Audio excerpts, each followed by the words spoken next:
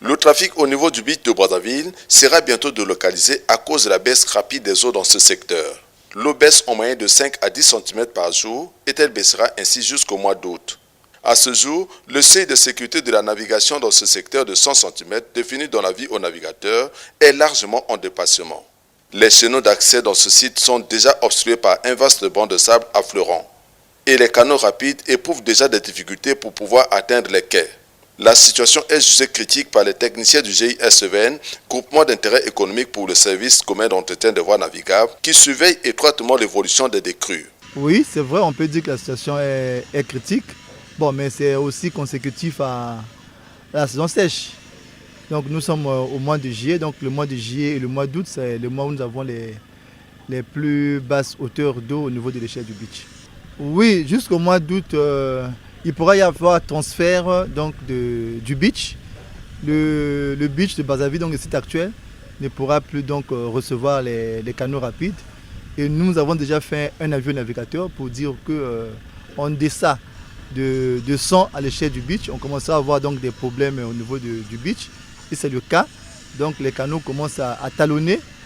Un transfert du beach va s'avérer nécessaire dans les jours à venir. À peine juillet, les installations portuaires qui d'ordinaire sont à flot sont déjà en partie exposées sur le banc de sable. Vu l'urgence de la situation, les autorités portuaires se sont rendues tour à tour au beach pour constater les faits par elles-mêmes, ensuite à la base navale du GISEVN et à la gare à passagers, à la recherche du site pouvant abriter momentanément le trafic Brazzaville-Kinshasa jusqu'à la prochaine remontée des eaux. Au regard des profondeurs de 2 cm constatées au niveau de la gare à passagers, ce site a finalement été retenu pour servir de trafic entre Brazzaville et Kinshasa.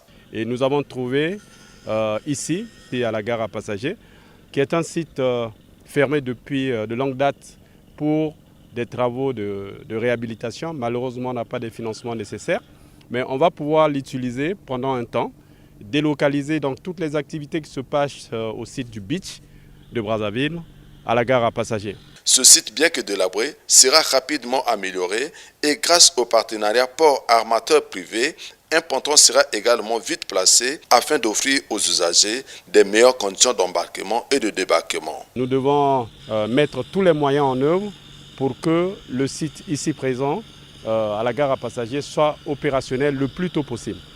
Et pour ce faire, il y a beaucoup d'actions à engager, mais nous allons nous retrouver rapidement pour décider de ces actions et entamer les aspects opérationnels. Et nous avons des partenaires qui évoluent au niveau de la plateforme portuaire. Il y a certaines infrastructures qui y répondent.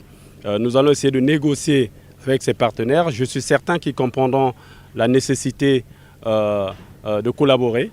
Et à partir de ce moment, je pense qu'on peut agencer les pontons qui existent appartenant à ce partenaire, essayer d'entretenir rapidement le site gare à passagers. Malheureusement, cela demeure toujours une solution provisoire. La République du Congo, qui dispose des dragues, la solution durable à ce phénomène d'ensablement récurrent des sites portuaires de Brazzaville en général et du beach en particulier, passe nécessairement par le dragage régulier de ceux-ci. Le dragage, c'est la solution idéale pour pouvoir un peu désengorger le beach. Donc à chaque fois, au niveau de l'étillage, on doit toujours avoir un petit dragage pour pouvoir entretenir. Mais quand nous avons fait le dragage en 2016, nous avons gagné au moins 3-4 ans sans qu'il y ait transfert du beach. Mais si la décrue continue à cette allure-là, on pourra avoir aussi des problèmes au niveau donc, du port public. Les voies navigables, c'est un service inter-État qui appartient donc à la République centrafricaine et à la République du Congo. Et de ce fait, le GISEVN n'intervient que dans les accès aux zones portuaires. Donc l'entretien des pieds de quai donc, relève donc, du port de Brazzaville, donc de la partie congolaise. Mais au niveau du dragage, c'est toujours, il faut un appui donc, au niveau de nos autorités. Donc dès que nous avons des fonds, parce que vous êtes sans ignorer qu'une drague comme celle de Tingidi, elle peut vous consommer jusqu'à 2000 à 2500 litres de gazole par jour. Vous voyez, elle fait 800 mètres cubes heure. Et donc, il faut donc les fonds pour qu'il y ait donc des moyens logistiques pour pouvoir donc faire ce dragage-là. On rappelle le dernier dragage des sites portuaires de Brazzaville qui a épargné pendant 5 ans le beach de Brazzaville du phénomène d'ensablement date de 2016 dans le cadre du 10e FED, Fonds européen de développement, à travers le projet dit La navigabilité dans le port de Brazzaville.